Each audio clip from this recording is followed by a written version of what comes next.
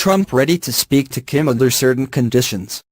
Donald Trump has said he is absolutely willing to talk on the phone to North Korean leader Kim Jong-un if Tuesday's North-South meeting yields positive results. President Trump, who has shown nothing but contempt for his North Korean counterpart, spoke to the media at Camp David Saturday, once again claiming credit for facilitating the impending intra-Korean dialogue. Pyongyang and Seoul earlier this week reactivated a communication hotline that's been silent for nearly 2 years. South Korean President Moon Jae-in actually thanked me, Trump said, recalling a recent conversation with the South Korean president. He said, and a lot of people have said, and a lot of people have written, that without my rhetoric and without my tough stance. And it is not just the stance, this is what has to be done if it has to be done, that they wouldn't be talking about Olympics, they would not be talking right now.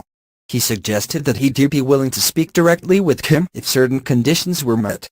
Sure, I always believe in talking, the US president said, adding that Kim knows I am not messing around, not even a little bit. The specific preconditions, however, were not expanded on.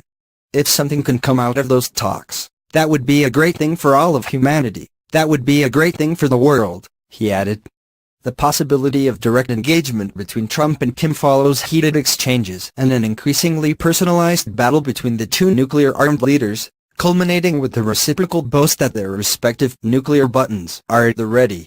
I too have a nuclear button, but it is a much bigger and more powerful one than his, and my button works. Trump tweeted in reply to Kim's New Year speech that his button is always on my table.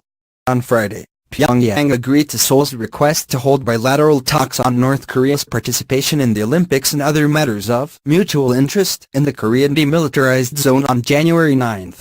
The meeting was made possible after Kim signaled a thaw in the frozen relationship with the South during the same New Year speech in which the now famous button was mentioned. In a phone conversation with Trump earlier this week, President Moon was able to convince his ally to postpone their joint annual full legal exercises until after the Winter Paralympic Games in March, so that the talks between the two Koreas have a chance to succeed. At Camp David Saturday, Trump also said that unlike previous American administrations, he is prepared to take a tough stance on North Korea. You have to have a certain attitude and you have to be prepared to do certain things.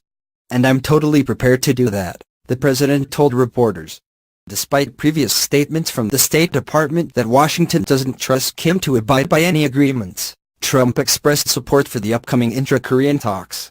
I'd like to see them getting involved in the Olympics, and maybe things go from there. So I'm behind that 100%, the president said. I would love to see it go far beyond the Olympics, absolutely. And at the appropriate time, we'll get involved.